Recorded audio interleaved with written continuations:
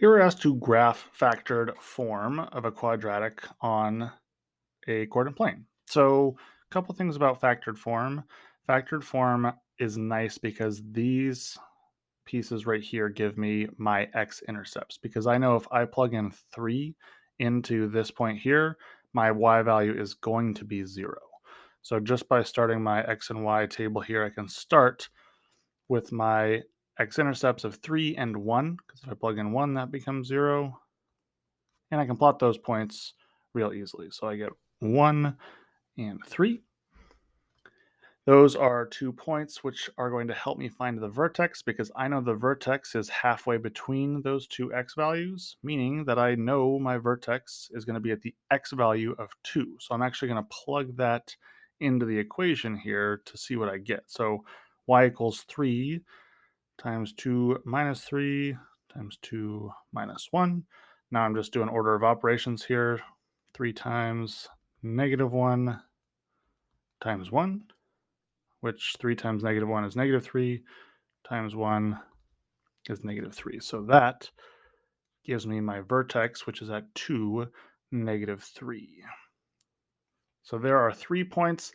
Usually I like to see 5 points, so I'm going to just go 2 to the right of the vertex and 2 to the left.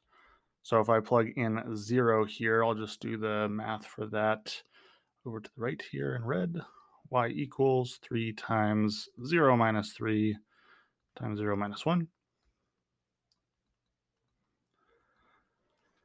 So 3 times -3 is -9, times -1 is +9. So when x is 0, y is +9. And I could plug in 4, but I also know that my parabola is symmetrical. So I know that if I plug in 4, I am also going to get 9, which then gives me my parabola. Don't forget it goes on forever. We got arrows. Other one here, same idea. I have my x-intercepts at -5 and -1.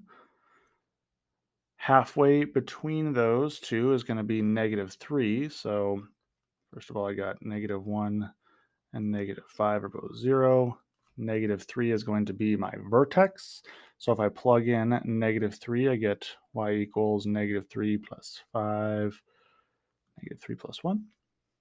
So I get 2 and -2, which gives me -4. So 1, 2, 3, boom, there's my vertex.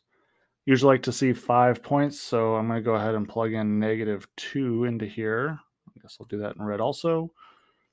Y equals -2 plus 5. Oh man, I'm running out of room. -2 plus 1. Sorry. Hopefully you understand what that is. -2 plus 5 is 3. -2 plus 1 is -1. Multiply those two together, and I get y equals -3. I also know that it is symmetrical, so if I plugged in -4, I would also get -3. And there's my parabola.